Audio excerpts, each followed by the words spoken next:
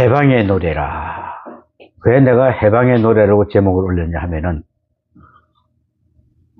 어저께가 3월 1일 3.1절을 맞이해서 우리가 일제의 36년 동안이나 압박과 서름에 우리 글과 우리 말까지도 뺏기는 그런 신세였습니다. 이걸 한번 생각해보자. 압박이 어떤 것인가? 또 해방된 기쁨은 어떤 것인가? 한번 찾아봤습니다. 오래전에 16년 동안이나 병석에 계시는 어느 분을 목사님이 방문했습니다. 신앙적인 이유로 고문을 많이 당해서 하반신이 마비가 되고 손발이 다 부러져서 걸을 수도 없는 상태로 16년 동안이나 꼼짝없이 누워 있었습니다. 그런데 놀라운 것은 그에게는 아무 소원도 없다는 것이었습니다. 그 얼굴에서 피어나는 천사 같은 미소는 다른 사람들에게는 찾아보기 힘든 것이었다 그랬습니다.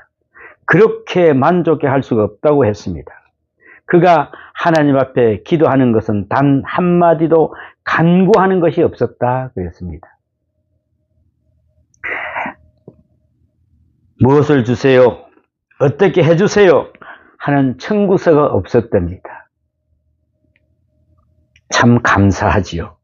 그래서 저에게는 아무 소원도 없습니다. 만족합니다. 이래 해서 감사하고 저렇게 해서 감사합니다. 라고 연거 이야기하더랍니다. 단 한 가지 소원이 있기는 있습니다.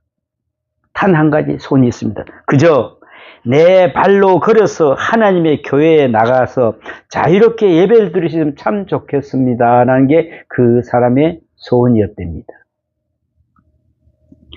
그 밖에는 아무 소원이 없다고, 그토록 참 감사가 충만한 모습을 보았다고 그 목사님은 전했습니다.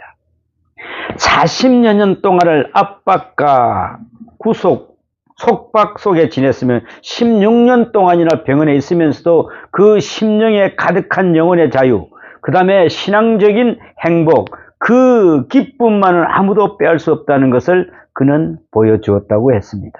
여러분, 우리 같으면 어떻게 하겠습니까? 아무것도 누워서 할 수가 없어요. 말 그대로 똥오줌도 다 받아내는 그런 신세입니다. 근데 거기서 환한 미소를 띠고 감사를 느낄 수가 있을까요? 우리 믿는 자들은 바로 이래야 됩니다. 그곳에 하나님 천사와 함께 하기 때문에 그게 너무 감사가 돼야 된다는 것입니다.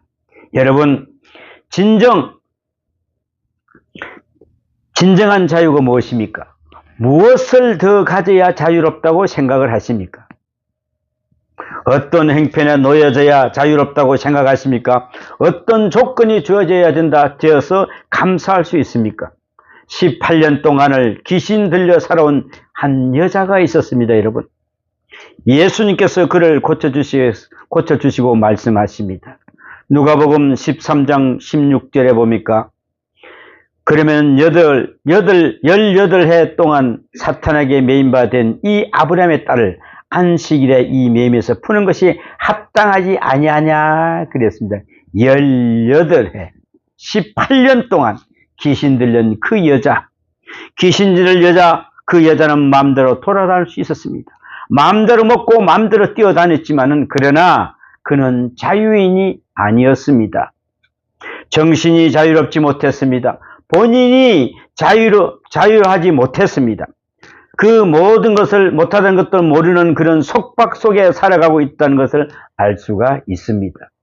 정치적인 억압, 구속, 감시, 연금, 그리고 경제적인 가난, 교육적인 빈곤, 이러한 것들도 다 문제입니다. 우리는 이러한 상태를 가리켜 부자유하다고 말합니다. 부자유하다. 자유롭지를 못하다. 그러나 사실은 노예 상태에서 철저하게 길들여져서 내가 속박 속에 있는 줄도 모르는 상태, 이것이야말로 참으로 부자유한 상태입니다. 정말 비참한 노예 상태입니다. 가장 무서운 노예 상태는 바로 죄입니다. 죄. 죄. 예수님께서 친히 말씀하십니다. 뭐가 나쁜가? 요한복음 8장 34절에 예수께서 대답하시되 진실로 진실로 너희에게 이르노니 죄를 범하는 자마다 죄의 종이라 그랬습니다. 죄를 범하는 자는 죄의 종이다. 우리가 죄에서 자유할 수가 있습니까? 죄를 범하는 자마다 죄의 종이다. 가난의 노예는 의식하고 육체적인 질병의 속박은 의식하면서도 정치적인 억압은 의식하면서도 죄의 노예가 되었다고 하는 이 사실을 까맣게 모르고 있다는 것입니다. 이것이 바로 문제입니다. 가장 무서운 것이 바로 이 속박입니다. 속박. 그 형벌과 저주, 죄에 지을 수밖에 없는 불가피성, 바로 이것보다 더 무서운 함정은 없습니다, 여러분. 개를 한번 보십시오. 개를 먹을 메어 놓았는데 개는 평화롭게 잠을 잡니다. 먹이만 잘 주면은 목에 묶인 상태로 아무 불편이 없습니다. 때때로 주인이 부르면 뛰쳐나가려 하다가 목에 걸린 개목걸이에 탁 잡아채입니다. 지금 내가 붙들려 있구나. 그때서 느낀다는 것이죠. 노예 생활에 길들여진 인간이 꼭 그렇습니다. 정말 불쌍한 사람입니다. 우리는 1919년 3월 1일부터 수개월에 걸쳐 한인 밀집 지역에서 시민 다수가 자발적으로 봉기하여 한국이 독립을 선언하고 일본 제국의 한반도 강점에 대한 저항권을 행사하면서 비폭력 시민 불복종 운동이 1918년부터 일어나기 시작했습니다. 그런데 하필 1918년에 일본에서 아주 큰 흉년이 들었답니다. 쌀 소동이 터지자 이를 수습하기 위해서는 쌀을 공출하면서 자연히 농민들의 불만으로 고조되었다 그랬습니다. 지금 일본이 우리나라를 굉장히 불신하고 있습니다. 왜 그럴까요? 일본이 지금 쌀이 떨어졌답니다. 마트에 가서 쌀이 살 수가 없답니다. 마트에 쌀이 있으면 줄을 서서 기다렸다가 그거 겨우 5kg짜리 500g짜리 그 하나 사가지고 온답니다. 그런데 한국 사람들 원망한답니다. 왜 원망할까요? 집사님, 왜 원망하겠어요, 우리가? 왜 한국 사람을, 일본에 쌀이 떨어졌는데 왜 한국 사람을 원망하겠냐고. 한국 사람들이 여행을 하도 많이 와서, 응? 삼각김밥을 다 사 먹어버렸대. 그래서 자기들이 먹을 쌀이 다 떨어졌다는 거예요. 참, 원망하는 이 자체 참 대단하지요. 여러분, 삼각김밥 많이 먹지 마세요. 일본에서 지금 이제 쌀이 떨어졌답니다. 그래서 1945년 8월 15일 날 일본인들이 속박에서 그 정치적인 굴레에서 벗어납니다. 그리고 지금까지 70년 동안이나 자유를 공부하고 있습니다. 이것이 바로 해방이 되자 비로소 우리는 자유라는 말을 들었습니다. 자유라는 말을 배우기 시작했습니다. 처음에는 정치적 자유만 있으면 다 되는 줄 알았는데 천만에입니다. 천만에. 굶어 보니까 그것은 자유가 아니었습니다. 경제적 자유가 없으면 정치적인 자유도 소용없음을 우리는 알았습니다. 지적인 자유도 필요합니다. 무식하면은 자유인이 아니라 그랬습니다. 여러분, 사상적으로 속박되면은 그건 역시 자유가 아닙니다. 자칫 잘못해서 어떤 사상에 한번 붙들리기로 한다면은 거기에서는 헤어나는 것은 보통 어려운 일이 아니라는 것입니다. 잘못된 세계관에 붙들릴 수도 있고 우상과 미신에 붙들릴 수도 있고 또 그 모든 것에 사로잡혀 노예가 되고 자유를 잃어버린 적이 참 많다는 것입니다. 이제 우리는 참 자유가 무엇인지 또 그리고 그것을 어떻게 얻어지는 것인지 그 대가가 얼마나 큰지 자유에 따른 책임이 얼마나 중요한 것인지 비로소 배워가기 시작했습니다. 오늘도 배우고 있고 앞으로도 더 배워야 합니다. 자유의 가치를 모르면 자유하지 못한다고 했습니다. 자유를 지키지 못합니다. 참 자유는 오직 하나님 안에 있습니다.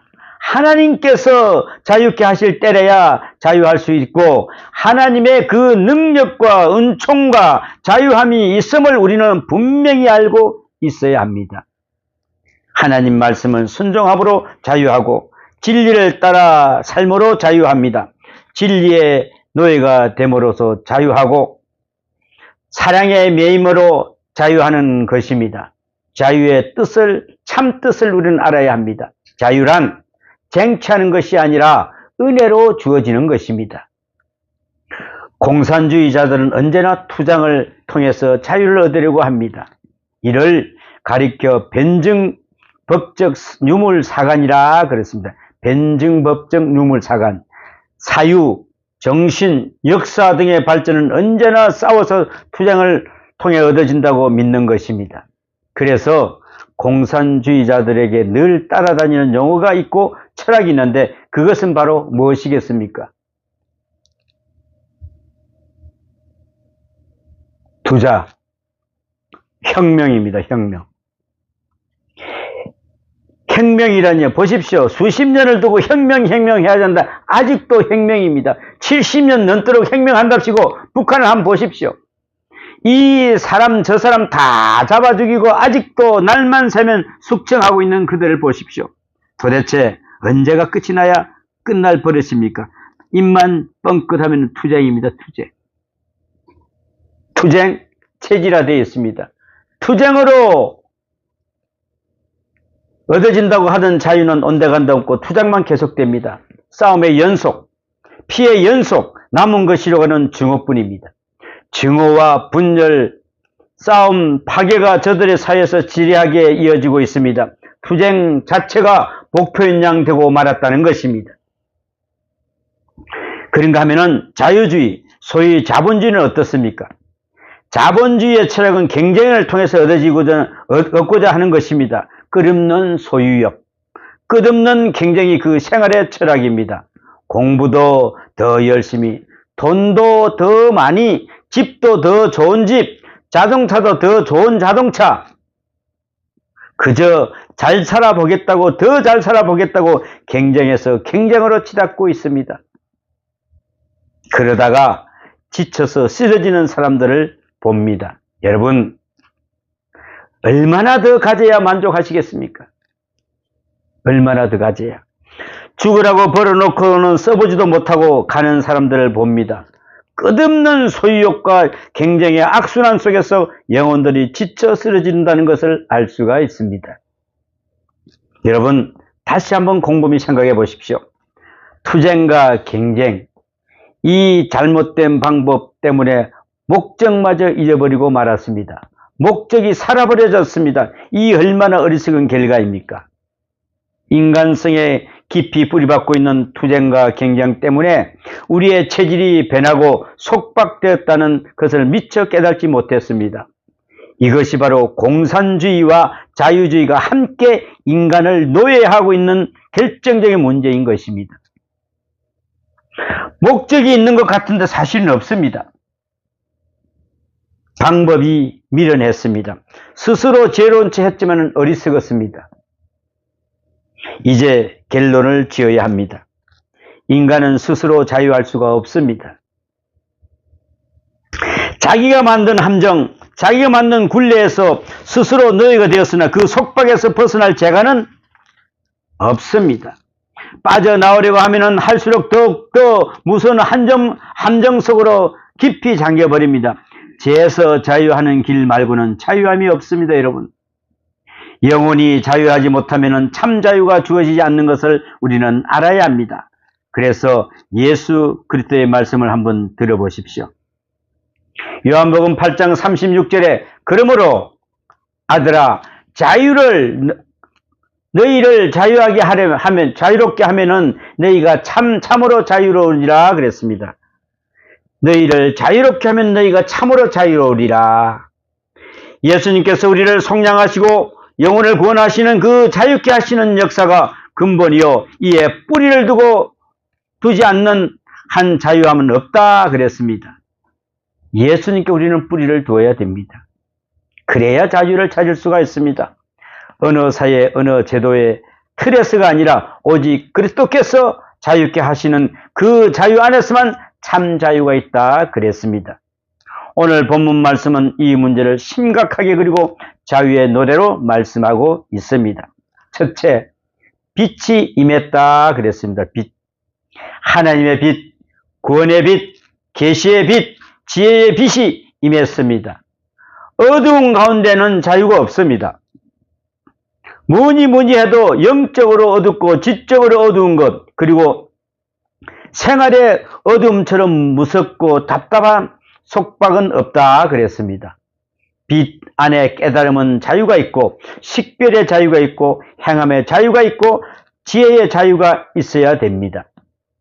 어두워지면은 모든 지식, 모든 능력, 모든 소유가 다 무효로 돌아갑니다.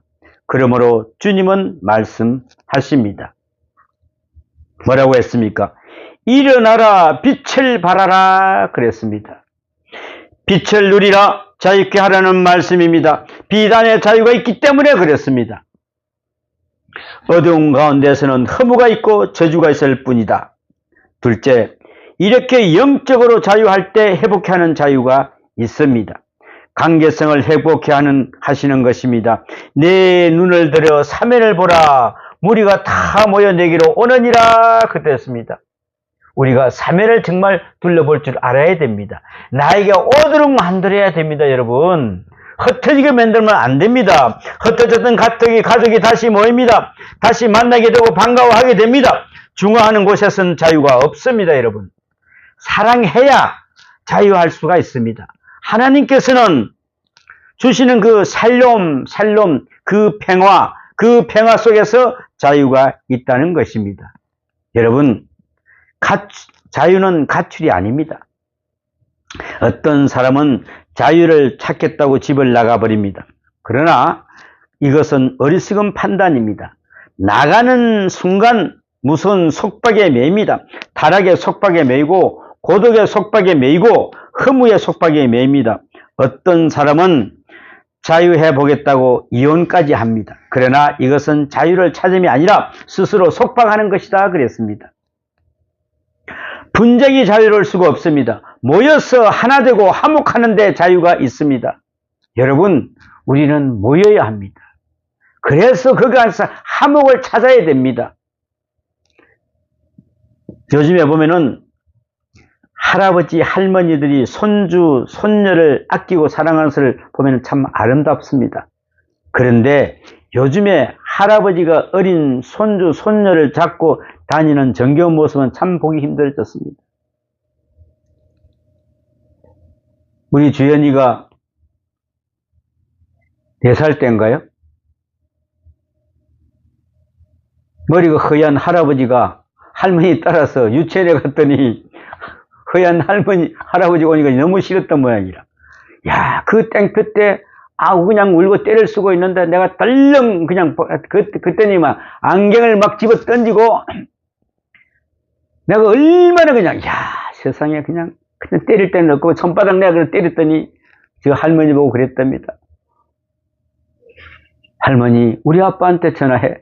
우리 아빠는 때리지도 않는데 우리 할아버지는 나를 때렸다고 이러면서. 왜 그럴까요? 어릴 때부터 갈이 자랐으면 할아버지가 오든 할머니가 누가 오든 간에 상관이 안 하고 받아들였을 겁니다. 같이 안 있다 보니까 어떻게 됐습니까? 거부감을 느끼게 된다는 것입니다. 여러분, 어떤 할머니, 할아버지들은 손자 봐주는 게 귀찮아서 아예 그 집을 가지도 않는답니다. 우리들의 생활 습관, 문화적에서 오는 현상은 어쩔 수 몰라도 집 봐주는 거 싫고 손주 봐주는 거 싫어서 귀찮다고 해서 독신 아파트에 가서 혼자 사는 노인들이 참 많다고 합니다. 그저 자유 좀 누려보겠다고 혼자 나서는 것을 그는 보게 됩니다. 그래서 자유를 얻었냐고요? 거기서 속박만 더 당합니다. 혼자 있으면 그게 고독은 자유가 아니지 않습니까? 분열은 자유가 될 수가 없습니다, 여러분. 그래 있으면서 자유를 거기 찾겠다고 하고 있어요. 그래서 성경은 말합니다. 영혼이 자유할 때에 이산 가족이 다시 모이게 되고 다시 사랑하게 되고 다시 반가워하게 된다고 그랬습니다. 여러분은 사람과 사람이 만나는 것을 반가워해야 됩니다. 자꾸 도망가고 되도록 안 만나려고 하고 그래서는 안 됩니다. 내가 참으로 자유한다고 한다면은 사람 만나는 것이 반가운 것 아니겠습니까? 하나님께서는 자유케 하시는 자유는 평화, 화평 자체임을 잊지 마십시오. 자유하면 이렇게 정신적으로만 머무는 것도 아닙니다. 본문은 셋째로 풍부함을 말하고 있습니다. 자유할 때에 풍부해진다고 했습니다. 여러분, 참으로 이상한 것이 있습니다. 너무나도 상식적인 이야기가 되고 말았습니다. 세계 여러 나라를 볼 때요, 천년 자원이 풍부한 나라가 잘 살 것 같은데 실은 그러지를 못해요. 그 천년 자원이 없는 나라가 기름 한 방울도 나오지 않는 나라가 오히려 더 잘 사는 것을 볼 수가 있습니다. 인도네시아가 엄청나게 천년 자원이 많은 나라입니다. 정말 땅을 팔수하면은 구리, 요즘에 납 이런 게 그냥 갖다가 녹이고 하면은 된답니다. 그런데 너무나 못 삽니다.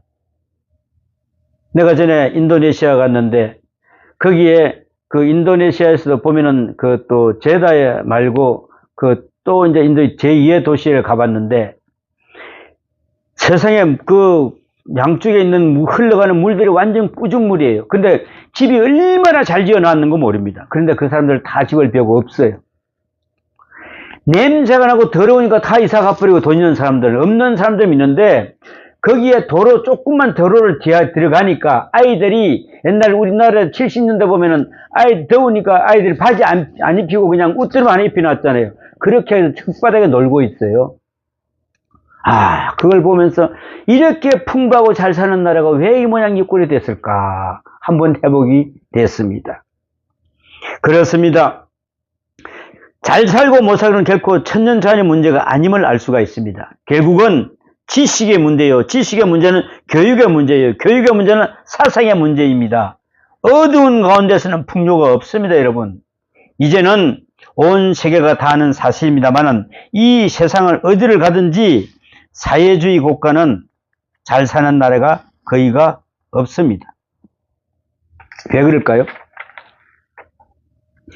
우리가 생각하기에는 참 아마 이만큼 못 살겠지 하는 그런 모습을 봅니다. 근데 중국에 보면은 진짜 시내들은 잘 살아요. 내가 뭘 느꼈냐 하면은 처음에 내가 중국 심천이라는 걸 처음에 갔는데 거기는 중국에서도 아주 북경 다음으로 아무나 올 수 있는 그런 자유지역입니다. 그런데 거기에 보면 100층 빌딩이 2개나 서가 있어요. 근데 밤에 가보니까 냄새가 엄청나게 나는 겁니다. 도대체 이 냄새가 왜 날까? 아침에 일어나 보니까 그 시궁창은 이루 말할 수 없이 시궁창이에요. 말 그대로 뭐만 해놨을까요? 화장만 해놨어, 화장만. 그리고 그 시내를 조금 벗어가면은 진짜 이런 못 사는 사람들이 없어요. 왜 그럴까요? 상상을 못할 정도로 못 삽니다. 왜 못 사느냐고요? 사회주의가 그렇게 만들었습니다. 그래서 사회주의를 거지주의라고도 풍자합니다. 그 주의가 사람을 변질시켜서 그렇습니다. 일을 해도 육체 노동만 격려했지 정신적인 노동에 대해서는 전혀 가치를 인정해주지 않았습니다. 그래서 탐구하고 연구하지 않으니 무슨 발전이 있겠습니까? 사과나무 한 그루를 심는 것도 키우는 것도 그렇게 끊임없이 연구를 하고 공부를 해야 되는데 작고 맛없는 사과를 크고 당도 높은 사과로 만들어 가야 하는데 사과도 제대로 공부도 해야 사과가 되는 것인데 노동만 가지고는 공부가 되겠습니까? 만사가 다 그렇습니다. 제가 전에 뉴질랜드를 유학 갔다 온 어느 박사님을 만났습니다. 그래서 제가 사과씨, 배씨를 먹기 시작했습니다.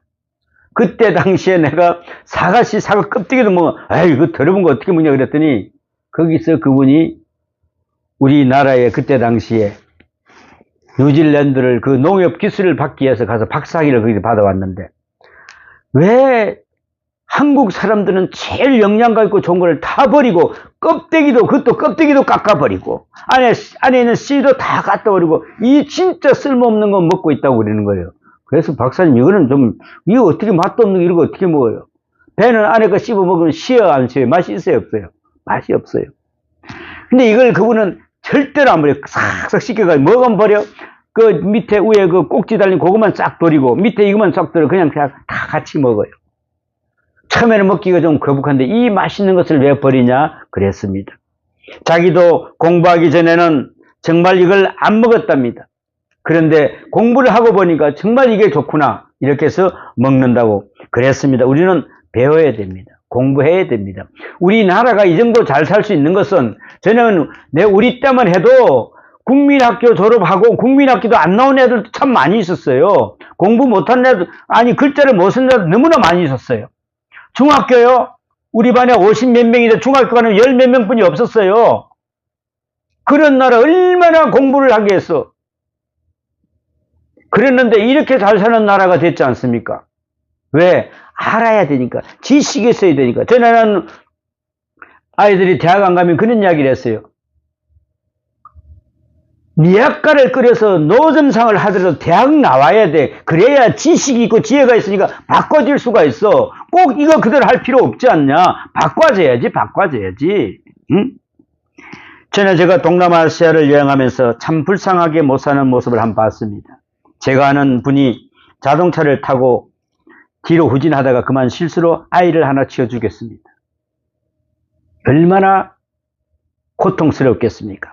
어린아이가 차에 치였으니 얼마나 당하고 두려웠겠습니까? 어쨌든 죽은 아이의 부모님을 찾아야겠다는 게 급선무여서 백방으로 애쓴 그때 아이의 엄마를 만났습니다.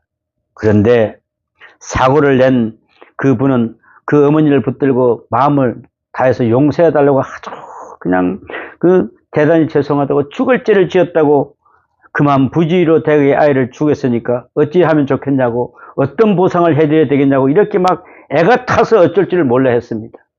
그런데 참 기가 찬 일입니다. 이 죽은 아이의 어머니는 전혀 태연한 얼굴로 그야 말고 또 자식이 많은데 뭘 그러시냐고 귀찮다고 그냥 가시라고 하는 것이었습니다. 여러분 왜 이렇게 가난이 왜 이렇게 비참해졌습니까 여러분? 내 아이 하나 죽어서 없어지니까 오히려 밥 먹이 살릴 게 없어지니까 편하다 이 말입니다 여러분. 가난이 그렇게 무서운 것입니다. 경제로 뿐만 아니라 정신적으로도 기아에 시달리고 있다는 것을 알 수가 있습니다. 어찌 천년전의 문제입니까? 바로 이것은 신앙의 문제입니다. 종교의 문제입니다. 신앙이 잘못되고 종교가 잘못되면 사상이 잘못됩니다 여러분. 인간이 잘못되면 남에게 빌어먹고 살 수밖에 없습니다. 여러분 우리가 이것을 아셔야 됩니다. 하나님께 자유케 하는 것은 마침내 물질까지도 풍성해지고 여유있게 하신다는 것을 여러분 아셔야 됩니다. 하나님 믿는 나라치고 제대로 하나님 믿는 나라치고 지금 안 일어난 나라가 거의 없습니다. 지금 일본을 보십시오. 난리가 났습니다. 한쪽에는 눈이 와가지고 다 죽고 한쪽에는 지금 불이 나가지고 지금 현재 난리가 나고 전부 다 누구 원망? 한국 원망을 해요. 왜 한국 사람들이 또 한국 사람들 불을 질렀답니다. 또 거기다가 이런 참 원망하는 나라가 잘 사는 나라가 있을 수가 없습니다. 우리가 사상적으로 잘못되고 이데올로기 노예가 될 때에 가난에 빠지고 만다는 것입니다. 그러나 우리는 여기서도 한 걸음 더 나아가야 됩니다. 하나님께서 우리를 자유케 하시는 넷째 단계는 영화롭게 하리라 그랬습니다. 영화롭게 하리라. 우리를 어렵다 하시고 의를 회복케 하시고 하나님의 자녀로 인쳐주신다는 그런 말입니다. 이것이 바로 영화롭게 하시는 하나님의 역사입니다. 하나님께서 영화롭게 하시는 역사, 이보다 더 아름다운 것은 없습니다. 여러분 왜 이리도 끝없는 불평 속에서 살아가고 있는 것입니까? 어떤 환경에까지 가야 행복하겠습니까? 얼마나 살아야 행복하겠습니까 여러분? 얼마만큼 가져야 하나님께 감사하겠습니까? 이제는 그만 이 비참한 노예 상태에서 벗어나야 할 때입니다. 그러나 투쟁으로도 아니요 경쟁으로도 아닙니다. 오직 하나님의 은혜에 깊이 감사할 때에 비로소 거기에 대한 자유함이 있고 행복이 있습니다. 주는 영이시니 주의 영이 계시는 곳에는 자유가 있느니라 그랬습니다. 고린도후서 3장 17절의 말씀입니다. 자유의 뜻을 모르는 사람은 자유할 수가 없습니다. 자유의 값을 모르는 사람은 자유를 지키지 못한다고 그랬습니다. 진리를 알지니 진리가 너희를 자유케 하리라 그랬습니다. 이 말씀이 우리나라에 어디에 붙어 있다고요? 연세대학교 교정에 가면 큰 돌에 써져 있습니다. 요한복음 8장 32절 말씀입니다. 받은 바 진리를 하나님께 반납할 때 그리하여 사랑에 매이고 진리에 매이고 하나님께 매일 매일 때에 오히려 자유함이 있다는 것을 우리는 알아야 합니다. 일어나라 빛을 발하라 이는 내 빛이 이르렀고 하나님의 영광이 내 위에 임하였음이라고 오늘 경고하고 있습니다. 일어나 빛을 발하는 여러분이 되시기를 축원합니다. 기도합니다. 아버지 하나님, 진리를 알지니 진리가 너희를 자유케 하리라고 말씀하셨습니다. 받은 바 자유를 하나님께 반납할 때에 사랑에 매이고 진리에 매이고 하나님께 매일 때에 오히려 자유함이 있다고 하였습니다. 오늘 하나님께 매이는 자가 되게 하여 주시옵소서. 하나님 말씀 안에서 매이는 자가 되게 하여 주시옵소서. 오늘 말씀하십니다. 일어나라 빛을 발하라 이는 내 빛이 이르렀고 하나님의 영광이 내 위에 임하였음이라고 말씀하신 이 말씀대로 우리가 살기를 원합니다. 오늘도 이 말씀대로 우리가 살기를 원하고 또 일주일 동안 우리가 세상 가운데서 승리하는 복된 삶이 되게 도와주시옵소서. 이 모든 말씀 우리 주 예수님 이름으로 기도하옵나이다. 아멘.